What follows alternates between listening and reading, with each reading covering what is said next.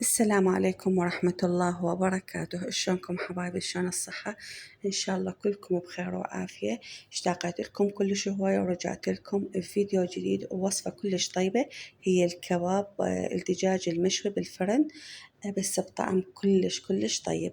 طبعا ضفت إضافات إذا تخلوها فد شي راح يصير الطعم.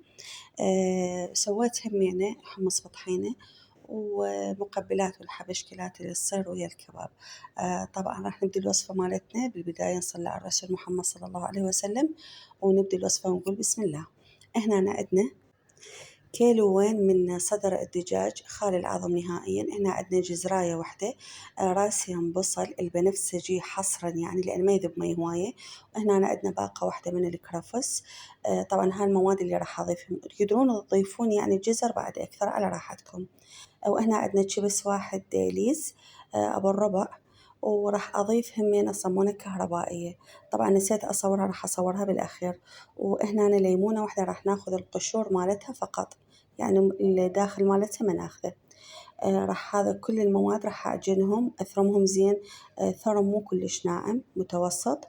وأعجنهم عجنة كلش زينة بحيث تتلابس المواد والنكهات مع بعض. البهارات المستخدمة هي ملح، ماجي دجاج، وشوية من الفلفل الأسود والبابريكا. إذا تحبوا سبايسي خلوا بابريكا حارة، وإذا ما ترغبون الأكل الحار عادي خلوا بابريكا باردة. هي هاي الإضافات فقط اللي راح أضيفها. راح أعجنهم وألابسهم كل زين. وهنا عندنا الشيبس طحنته هو بداخل الكيس مالته، راح أضيفه فوق عجينة الكباب. والمطيبات أو البهارات من أرجع أضيفهم. وهنا أنا طبعا الصمونة صورت لكم إياها بالأخير لأن نسيت في البداية. ضفت قطعة نفسها بالضبط ويا العجين. هنا بدينا نشيش الكباب طبعا مساعدة زوجي. وطبعا انتم تشوفون الشيش صغير لكن هو كلش كبير بحيث بالقوة صار بالفرن مالت الطباخ. كل الشوي صار بفرن الطباخ طبعا. وأول مرة يعني أجرب إنه أشوي بداخل الطباخ، الطعم يجنن حرفيا، يعني ما توقعت والله هيك الطعم.